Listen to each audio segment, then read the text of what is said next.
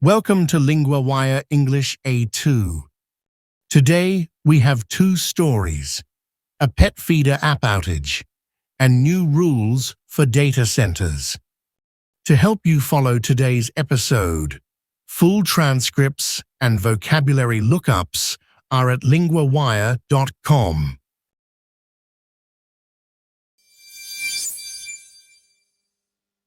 First, a smart pet feeder app stops working, and users are frustrated.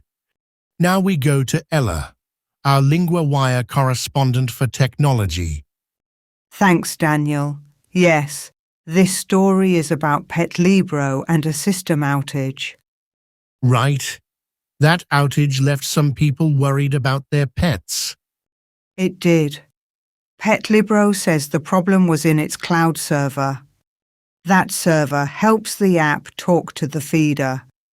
For some users, the app stopped working, so they could not control feeding from their phones. So this was not just a small glitch. It affected food time at home. Exactly. In some reported cases, pets were left hungry. The company first said there was an outage on Tuesday at 5 a.m. Pacific time. Then, on Wednesday at 7 p.m., it said the outage was resolved. But some people online were saying something different, right? Yes, some users said they still had problems on August 13th. So there was a clear gap between the company's message and user reports. That kind of mismatch can really damage trust. It can. On Saturday, founder and CEO York Wu wrote more details in a blog post. He said the cloud server caused a backlog of data requests. That backlog overloaded system memory. It brought down device service. So one problem came back after the restart? Yes, that is what he said. After the cloud service restarted, the backlog came back. Then the system went down again. Then the team did troubleshooting. They found the issue.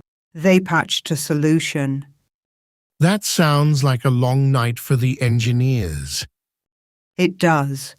Wu also said the company is increasing demand capacity, and it is preparing an audit protocol to look for similar problems. So the latest step is not just repair. It is also checking for weak spots. That is right. The company wants to avoid the same kind of inconsistency again. And for the users, the big question is simple. Will the app stay stable? Exactly. People want the feeder, the app, and the server to work together reliably.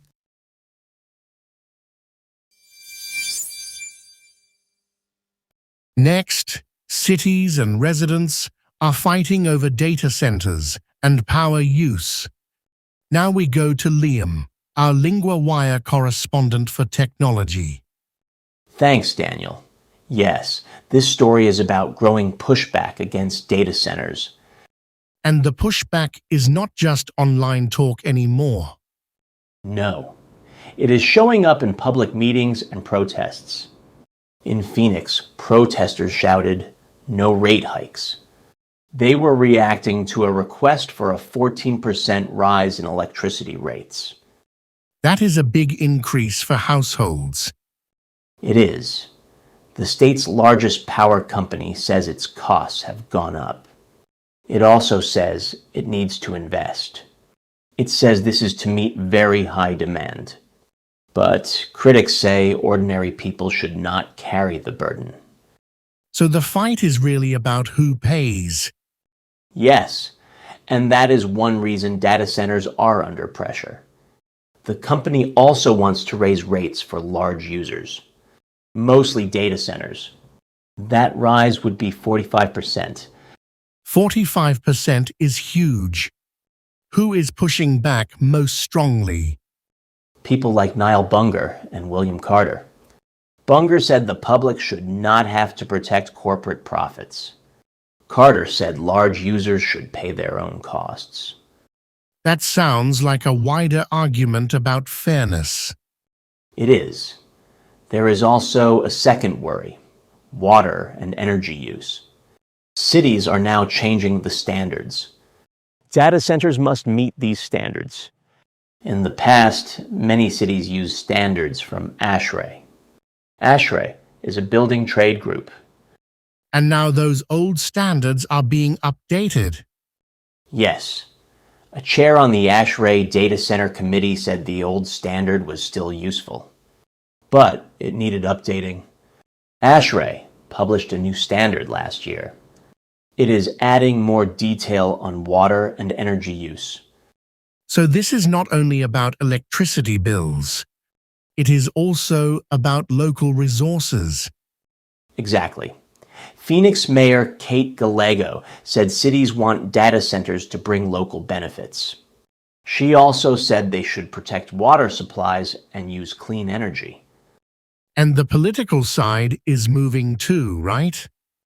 Yes. Gallego signed a pact with about 40 other cities around the world. At the same time, Arizona lawmakers voted in June to pause tax incentives for new data centers. That is a strong signal from the state. It is. Even so, the state still saw 113 new applications before the pause started. So the boom is not slowing down just yet.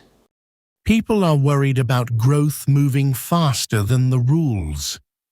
That is the key point. Cities are now trying to catch up.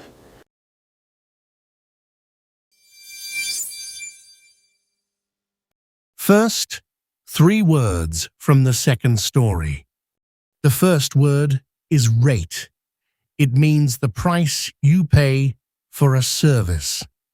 In the story, it was used in the phrase electricity rates.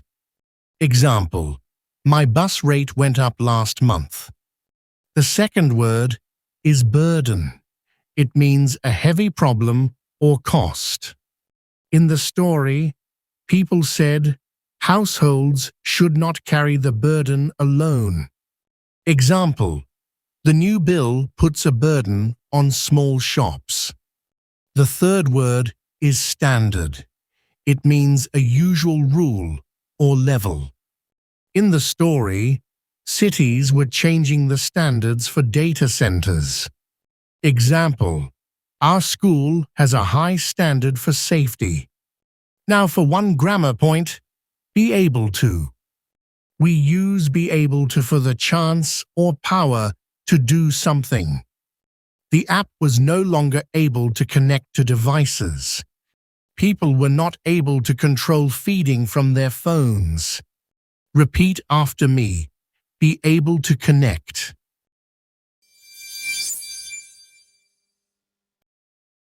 That's today's news. Every word you just heard is written out at linguawire.com.